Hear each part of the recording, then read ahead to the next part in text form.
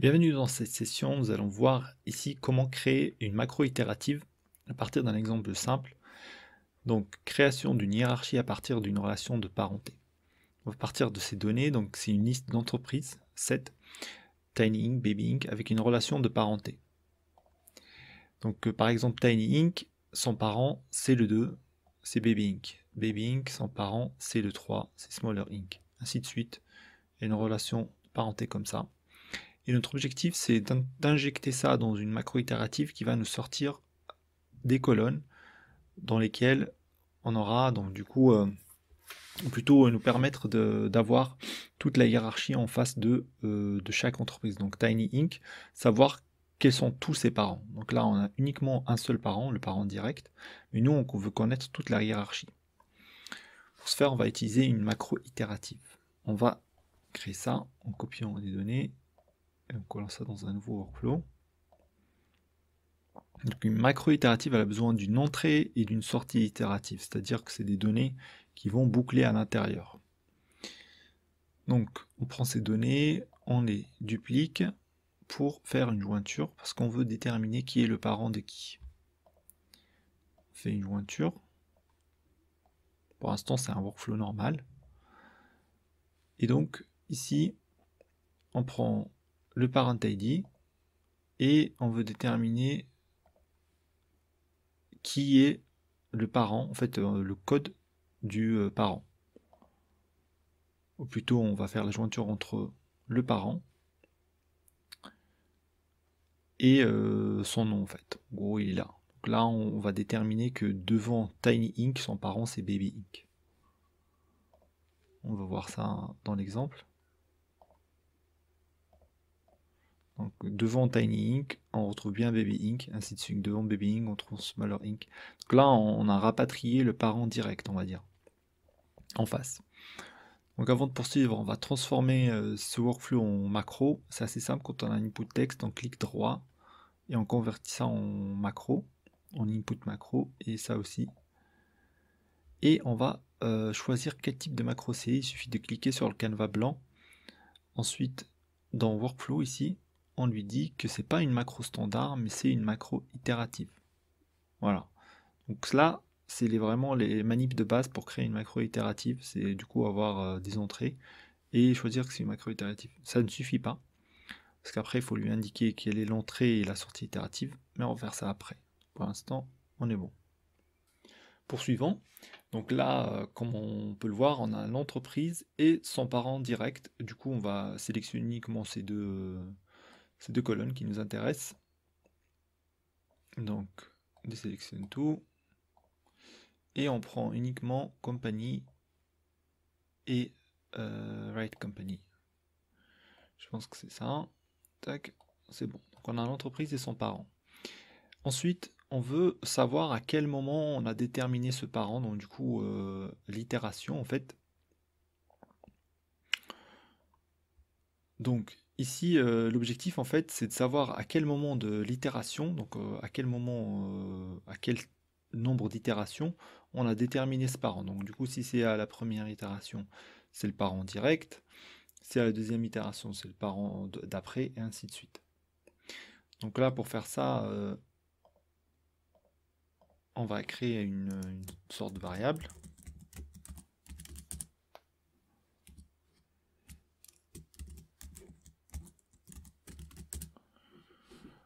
Et on va utiliser une constante ici qu'on va trouver dans X qui s'appelle engine iteration number plus 1. Donc à chaque fois que le workflow va tourner, hein, donc on va ajouter 1 à ce chiffre. Donc du coup là c'est la première itération, c'est 1, ensuite ça va être 2, 3, 4, 5, 6, ainsi de suite. Donc là on va commencer à 1, on ne va pas commencer à 0. Donc l'iteration number il va toujours augmenter de 1 à chaque fois. Et là on va sortir nos données. Donc en gros on va avoir quel parent c'est et à quel moment on l'a déterminé. On va faire un output, un macro output, interface, et ou sortie de macro il est là. Donc là, on a une partie de notre macro. Maintenant, on va créer l'output qui va revenir en input. Donc du coup l'output qui va faire l'itération. Pour ce faire, on va faire une petite gymnastique, pas facile à expliquer, mais j'espère que vous allez me suivre.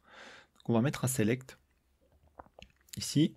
On va utiliser les mêmes données, bien sûr, qui viennent de la jointure. Et ici, en fait, l'objectif, c'est de prendre du coup la compagnie ID, donc le child ID. Donc on prend la compagnie, on prend son ID. Pour l'instant, on va simplifier comme ça. Et en fait, ce qu'on veut aussi, c'est l'ID du grand-père. Parce que la première fois à l'itération, on a injecté ces données. Donc la compagnie, son code et le code de son parent. Ça nous a permis de rapatrier le nom du parent direct. Mais à la deuxième itération, on veut récupérer le nom du grand-père. Donc du coup, on va prendre le parent du père. Donc on va prendre le right parent ID. Je pense que c'est assez clair. Donc du coup, la première itération, on a injecté ça. La deuxième itération, on va injecter ces deux colonnes plus celle-là. Donc du coup, on va pouvoir rapatrier le nom du grand-père. Donc du coup, il nous faut aussi le right parent ID. Celui-là. Et on va appeler ça parent ID.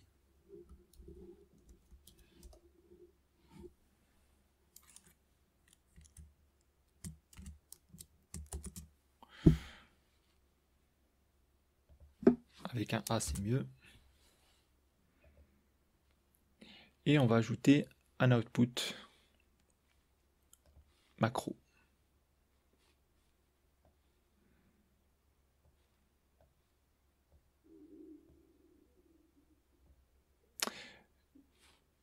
On va appeler ça I pour pouvoir le reconnaître. On va appeler cet output itération. Et l'input itération, il faut aussi le déterminer. On va prendre celui du parent ID parce que c'est le parent ID qu'on veut à chaque fois réinjecter et déterminer le nouveau parent. Et je crois que c'est le... Du coup, c'est dans le left. Du coup, c'est celui-là. On va l'appeler aussi input iter. Voilà. Là, on a notre input itératif et notre output itératif. Et maintenant, il suffit juste de configurer tout ça dans le concepteur d'interface. Moi, je l'ai ici. Vous, s'il ne s'affiche pas, vous pouvez le trouver dans Afficher, concepteur d'interface. Donc du coup, moi, je l'ai là. Faire comme ça pour configurer la macro itérative. On va ici. Et on va déterminer ici l'entrée d'itération. On a dit c'était input iter. Et la sortie d'itération, c'était itération. Voilà, très bien. Donc là, on est bon. On peut déterminer bien sûr un maximum d'itérations possibles, mais là, nous, c'est pas la peine parce que notre macro va automatiquement s'arrêter parce qu'on a fait en sorte qu'à chaque fois qu'elle va tourner, il n'y aura que ceux qui ont des parents qui vont pouvoir rentrer dans l'input itératif.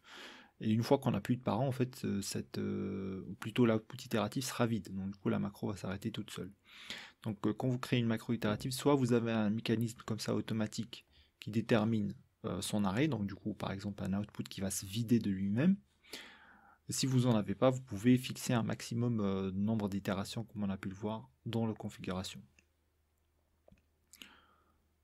Maintenant, on exécute juste pour voir si ça fonctionne. On est bon.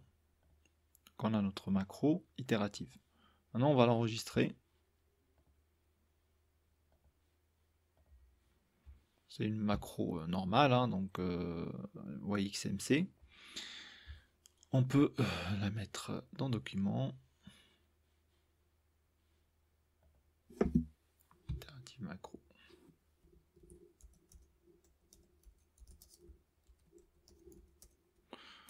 Voilà. Maintenant, on va créer un nouveau workflow qui va l'utiliser. Donc une sorte de lanceur. Et ici, on va mettre nos données de départ. Qui sont là. On va insérer macro et itérative macro. Voilà. On va lui injecter 2 fois la même donnée, hein, parce que dans la macro, quand on l'a créé, on a utilisé 2 fois la même donnée. On va runner pour voir ce que ça donne. Donc dans le i, c'est la sortie itérative, il n'y a plus rien, donc nickel, ça c'est bien ce qu'on avait prévu. Et dans l'autre sortie, on a toutes nos données. Juste avant de voir ça, on regarde les messages que nous donne le workflow, on voit qu'il nous dit combien d'itérations a fait la macro itérative. Donc ici, itérative macro, 6 itérations ont été exécutées. Donc là, ça nous dit bien combien de fois ça a tourné et ça s'est arrêté automatiquement parce que dans cette sortie, il n'y avait plus rien. Regardons ici à quoi ça ressemble. Donc du coup, Tiny Inc, on voit le nom de son parent direct et à quel niveau il se situe. Donc ça, c'est le parent numéro 1. Pour Baby Inc, son parent numéro 1, c'est Smaller Inc. Ainsi de suite. Donc du coup, on va renommer tout ça. On va appeler ça parent et on va appeler ça parent level. Avec un select. Donc là, c'est parent. Et là, parent level. Ensuite, on va ordonner tout ça par compagnie, parce que ça nous intéresse de cette manière. Compagnie décroissant.